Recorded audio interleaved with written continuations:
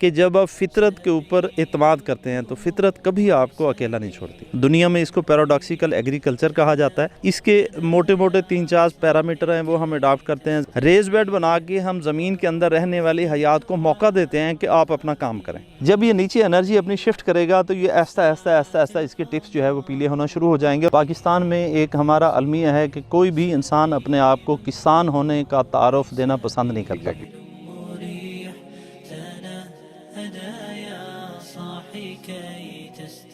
बड़े अरसे बाद मेरी मुलाकात मियाँ अरशद साहब से, और इनकी मेहरबानी, इन्होंने आज वक्त दिया। आज मैं स्पेशल आया हूँ इनके पास। मियाँ साहब पहले बहुत शुक्रिया सर आपका, और आपने वक्त दिया सर। तो अब सर मुझे बताइए क्या किया आपने इसको सारा मामला। अस्सलाम वालेकुम जी लुकमान भाई, सबसे पहले तो मैं आपका शुक्रिया अदा करता हूँ कि बहुत दिनों से आपसे मेरा टाइम मैनेज नहीं हो पा रहा था। और जी लुकमान साहब तकरीबन शायद 15 दिन हो गए जी, तो हमारी ये इनकी मोहब्बत है कि इतने दिनों के हमारे आपस में प्रोग्राम बनते बनते और अल्हम्दुलिल्लाह आज हम पहुँच गए। बुनियादी तौर पे जी ये मेरा जो बुनियादी हमारा थीम है, जो हमारी प्रैक्टिस है, पाकिस्तान कुदरती निज़ाम काश्तकारी पिकनिक हम जिसे कहते हैं, ये उसके तहत लगा हुआ है। ये 28 अक्टूबर की काश्त है। कितना अच्छा है ये, क्या है ये, कमेंट ख़ुद लुकमान भाई करेंगे। इसके ऊपर जी टोटल आज तक 3 पानी लगे हैं। 3 पानी के अलावा इसके ऊपर ओनली 1 पोटाशियम नाइट्रेट का स्प्रे हुआ है। फील्ड आपके सामने है। अक्सर जो दोस्त कहते हैं रोज़ाना, बल्कि परसों मुझे एक दोस्त ने फ़ोन किया, जी फ़लाँ फ़लाँ दोस्तां नूं फ़लाँ चीज़ पवा रहे हो तो सानू तो कुछ नहीं पवा रहे हो। मैं कहा यार तुसी आराम नाल बैठो। तो ये मेरा फील्ड अल्हम्दुलिल्लाह जी फितरत की अक्कासी कर रहा है, और आपके सामने है लुकमान भाई, आप इसको देखें। इसका एक एक पौधा गवाही दे रहा है कि जब आप फितरत के ऊपर एतमाद करते हैं तो फितरत कभी आपको अकेला नहीं छोड़ती। अच्छा मियाँ साहब, दूसरा सर मुझे ये बताइए, एक तो 28 अक्टूबर की आपकी सोइंग है, और जो कि मैं ये समझता हूँ कि आपने मतलब जो सोइंग का स्पैम है उसके लास्ट में आपने इसको सोइंग यस ठीक हो गया। अच्छा मैंने खुद क्योंकि जीवन ग्रोवर हूँ, मैंने लगाया हुआ है, और मेरी जो सोइंग है वो sir first week of October की है। लेकिन मेरा ना तो ये पौधा है, ना कुछ ऐसा, ना ये स्टिम का साइज़ है, ना स्टिम की हाइट है, और जो स्टिम की मोटाई है वो भी आउटस्टैंडिंग है माशाल्लाह। अच्छा सर, ये मुझे थोड़ा सा बताइए कि ये जो आपने इस पराली के थ्रू इसको डांप दिया है, और आपने खेलों के अंदर भी पराली डाल दी है जी सर, इसके बारे में हमें ज़रा एक्सप्लेन। ये बुनियादी तौर पे पाकिस्तान कुदरती निज़ाम का बेसिकली है तो हमारा पायदार कुदरती निज़ाम काश्तकारी, लेकिन मैं इसे पायदार की जगह पाकिस्तान कुदरती निज़ाम काश्तकारी करता हूँ। सर आसिफ शरीफ साहब हमारे उस्ताद हैं, उन्होंने ये निज़ाम मुतारिफ़ कराया। दुनिया में इसको पैराडॉक्सिकल एग्रीकल्चर कहा जाता है। इसके मोटे मोटे 3-4 पैरामीटर हैं, वो हम अडॉप्ट करते हैं। ज़मीन की तैयारी करके रेज बेड बनाते हैं। ये मेरे 42 इंच के बेड हैं। पराली क्यों डाली जाती है? बुनियादी तौर पे ज़मीन के अंदर जितनी भी हयात हैं वो हमारे लिए काम करती हैं। कभी हम मिट्टी का जब टेस्ट कराते हैं, उसका pH और बाकी मुख्तलिफ खादों का, तो हमें टेस्ट मिलता है जी आपके पास पोटाश, फास्फोरस, यूरिया इतने ppm मौजूद है, लेकिन अनअवेलेबल हालत में है। उसको अवेल कौन करता है? अल्लाह पाक ने लाखों टन खादें ज़मीन में रखी हैं और वो हर वक्त मौजूद है। हमें सिर्फ अल्लाह की उस ताकत पे, वो फितरत की जो ताकत अल्लाह ने हमें दी है, उस पर यकीन करने की ज़रूरत है। अब वो अवेल कैसे होती हैं? हमारे जो खादें बेचने वाले लोग हैं वो कहते हैं जी फ़लाँ डालें और फ़लाँ डालें। किसी चीज़ की ज़रूरत नहीं होती।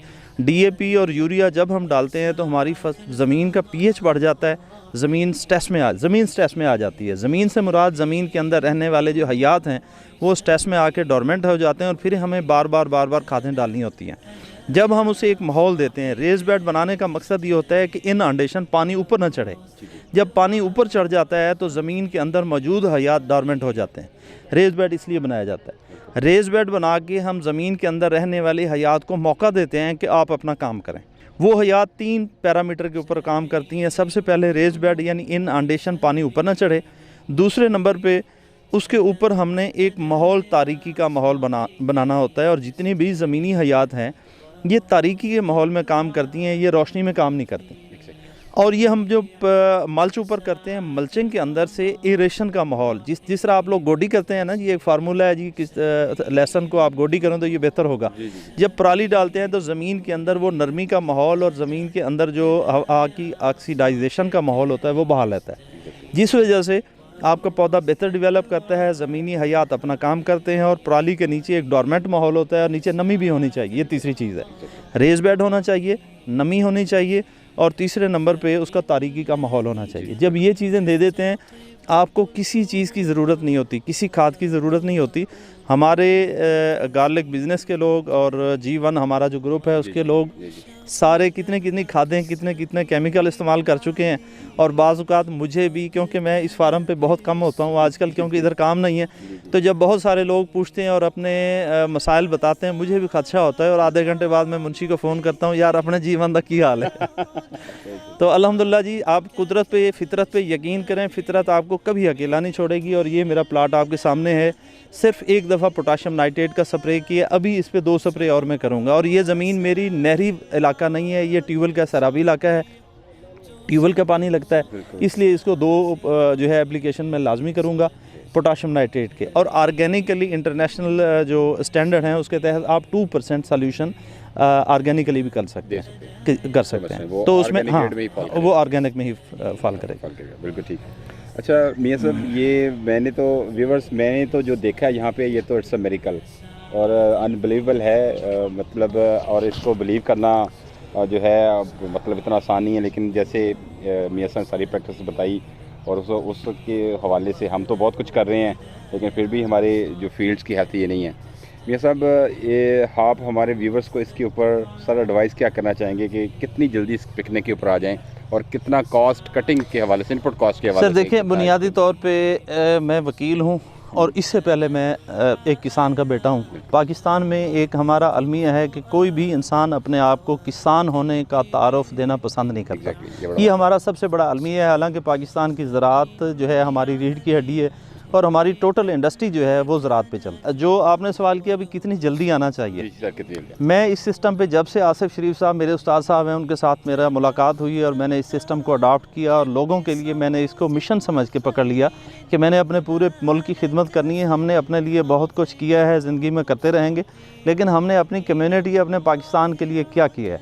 तो मैं पाकिस्तान की खिदमत के लिए पिकनिक के ऊपर काम कर रहा हूँ और अपने तमाम दोस्तों से, पाकिस्तान के हर फार्मर से यही गुजारिश करूँगा कि आपको जो भी टेक्निकल असिस्टेंस चाहिए, मैं हर वक्त 24 घंटे आपके साथ हूँ, मौजूद हूँ और बिल्कुल जब भी आपको असिस्टेंस चाहिए हम हाजिर हैं। एक बड़ा इंपॉर्टेंट यहाँ पे क्वेश्चन हमारे दोस्तों का रहता है, जैसे अभी इसके लीव्स के टिप्स जो है ये थोड़े से पीले हैं, तो इसको देख के दोस्त घबरा जाते हैं। जी सर, इसके बारे में एक कमेंट चाहिए आपसे। ये देखें, ये लीफ टिप्स जो हैं, ये जो बुनियादी पौधा है, ये सेंटर का पौधा है, पत्ता है, ये देखें ये बिल्कुल ठीक है, सेहतमंद है। ये इसके हल्के से टिप्स ख़राब हुए हैं। ये मौसम में जो नमी होती है, रात को नमी होती है और दिन को गर्मी होती है, उसकी वजह से इसको थोड़ा बहुत प्रॉब्लम आता है। और अभी इसने नीचे अपनी बल्ब की फार्मेशन शुरू कर दी है, अपनी जो एनर्जी है ये नीचे शिफ्ट कर रहा है। ठीक है, जब ये नीचे एनर्जी अपनी शिफ्ट करेगा तो ये ऐसा ऐसा इसके टिप्स जो है वो पीले होना शुरू हो जाएंगे और पूरा पत्ता ही पीला होना शुरू हो जाएगा। ये नेचुरल प्रोसेस है। जब ये अपनी खुराक एक दफ़ा पौधा बना लेता है, अपना पूरा स्ट्रक्चर बना लेता है, तो उसके बाद पत्तों के ज़रिए नीचे अपनी खुराक को शिफ्ट करता है। टिप्स का पीला हो जाना इसका नेचुरल प्रोसेस है, इसमें कोई बीमारी नहीं है। जब आपके ये अंदर वाले पत्ते, ये वाले जो हैं, ये ख़राब हों, बीमार हों, कमज़ोर हों, इसमें पीले धब्बे नज़र आएँ, तो फिर आपको परेशान होना चाहिए, फिर कुछ स्प्रे भी करना चाहिए। मैं अक्सर दोस्त पूछते हैं और उनको रिकमेंड भी करता हूँ। परसों मेरे पिकनिक के ग्रुप में, पैदावार ग्रुप में, आसिफ शरीफ साहब मेरे उस्ताद के ग्रुप में, एक दोस्त ने पूछा जी हमारी ये 2 किलो पोटाशियम नाइट्रेट से कब जान छूटेगी। तो मैंने उस पर कमेंट किया, मैंने कहा जी जब हम दोस्तों को 2 किलो नहीं रिकमेंड करेंगे तो वो 50 किलो बोरी पे चले जाएंगे। मैं तो जी 2 किलो रिकमेंड करता हूँ दोस्तों की सेटिस्फेक्शन के लिए, वरना उसकी भी ज़रूरत नहीं होती। बिल्कुल, दैट्स गुड। तो व्यूअर्स, आपने देखा ये जो इस वक्त पत्तों का पीलापन है, इससे घबराने की जरूरत नहीं है। कोई एक्सपर्ट ओपिनियन आ गया है हमारे पास, क्योंकि अक्सर ग्रुप्स में ये सवाल हो रहे होते हैं, तो दैट्स गुड। तो मियां साहब, गार्लिक के अलावा हमें बाकी क्रॉप्स को भी पिकनिक पे हमें अभी काफ़ी उस पर एक्सपेरिमेंट्स हो रहे हैं और माशाल्लाह बहुत लोग उसके ऊपर सक्सेसफुल हो रहे हैं, तो और काफ़ी लोग इस पर काम कर रहे हैं। जैसे आपका अल्फा है, उसके ऊपर लोग जा रहे हैं और बाकी दूसरी चीज़ों के ऊपर भी, बल्कि बहुत से बागात भी पिकनिक के ऊपर शिफ्ट हो रहे हैं। जी। सर, बागात के बारे में एक एक्सपर्ट ओपिनियन आपसे चाहिए। देखिए, मेरे इसी फार्म पे आपने अभी विजिट की है, अल्फा गाजर लगी हुई है और देसी गार्लिक भी लगा हुआ है। प्योर पिकनिक पे है, 42 इंच बेड के ऊपर है, रेज का उसको कोई मसला नहीं है, सीपेज का कोई मसला नहीं है। और जनूबी पंजाब जो मेरा असल घर है करोड़पक्का, वहाँ मेरा आड़ू, आलू बुखारा, खुबानी, पियर, अनार, इसका जो है बाग लगा हुआ है। स्टोन फ्रूट, रोज़िसिया फैमिली से इसका तल्लक है। तो वहाँ मैं 5 साल से काम कर रहा हूँ, मैंने आज तक कोई स्प्रे नहीं किया। और इवन के फ्रूट फ्लाई के ऊपर भी कभी हमने स्प्रे नहीं किया, उसके भी हमने ऑर्गेनिक जो है उसके हल निकाले हुए हैं। और इंशाल्लाह किसी दोस्त को कोई प्रॉब्लम आएगा तो हम उनको ज़रूर बताएंगे। आपको प्योर जो है पाकिस्तानी पैदावार बना के और नेचुरल जो है पैदावार बना के इंशाल्लाह हम एक्सपोर्ट करने तक ले जाएंगे। सिर्फ आप फितरत पे यकीन कर लें बस। सर फ्रूट फ्लाई का कमेंट कर दें ताकि वो व्यूअर्स के सर देखिए, फ्रूट फ्लाई कोई बड़ा प्रॉब्लम नहीं है। फ्रूट फ्लाई के ऊपर हमने एक जो है जुगाड़, उसको जुगाड़ कह सकते हैं, क्योंकि बहुत सारे साइंटिस्ट कहेंगे नहीं जी इसका ताल्लुक नहीं है, लेकिन मैं हमेशा कहता हूँ ये मेरी ज़ाती प्रैक्टिस है, और जो मेरी ज़ाती प्रैक्टिस है वो सबसे बड़ी साइंस है। किसी भी दोस्त को अगर फ्रूट फ्लाई का मसला है, बाग के अंदर थिमिट दवाई जो है उसका छटा कर दें, उसकी स्मेल की वजह से फ्रूट फ्लाई कभी नहीं आएगी। और दूसरे नंबर पे जैसे मेरे पास आड़ू का बाग है या अमरूद का बाग है, अमरूद के बागबान उस पर इसका ज़्यादा अटैक होता है। आप मलमल के कपड़े में इतना सारी पोटली बनाएं, उसके अंदर थीमेट बांधें मलमल के कपड़े में, और उसको उस दरख्त के चारों तरफ जो है वो 4 थैलियाँ लगा दें। यानी ये आपके 4 तावीज़ हैं, वो लगा दें, इंशाल्लाह इससे आपकी फ्रूट फ्लाई भाग जाएगी। ये सर बहुत शुक्रिया सर आपके वक्त का, थैंक यू वेरी मच। आपने बहुत अच्छी इन्फॉर्मेशन दी और आउटस्टैंडिंग है सर आपकी फील्ड। मैंने काफ़ी फील्ड विजिट की, वंस अगेन मैं कहता हूँ, लेकिन मैंने ऐसा जीवन का पौधा अभी तक पाकिस्तान में नहीं देखा।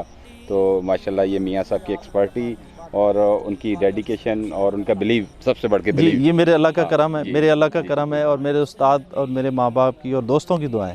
मुझे जितनी दुआएं मिलती हैं अल्हम्दुलिल्लाह मेरा सबसे बड़ा सरमाया है, और मैं सबसे बड़ा खुश नसीब इंसान हूँ पाकिस्तान में मेरे उस्ताद आसिफ शरीफ साहब के बाद, कि जिसको सबसे ज़्यादा दुआओं का जो है वो मिलता है। जी आपका बहुत बड़ा सा कंट्रीब्यूशन है, और वाकई लोग आपकी दिल से रिस्पेक्ट और दिल से दुआएं। मेहरबानी, आप हमेशा सादा जी हैं सर, और इसी तरह हमें अपने एक्सपीरियंस से और मालूमात से हमें जो ना वो सफादा देते रहें। जी मैं हमेशा हाजिर हूँ। Thank you very much sir, बहुत शुक्रिया। अस्सलाम वालेकुम। अस्सलाम वालेकुम।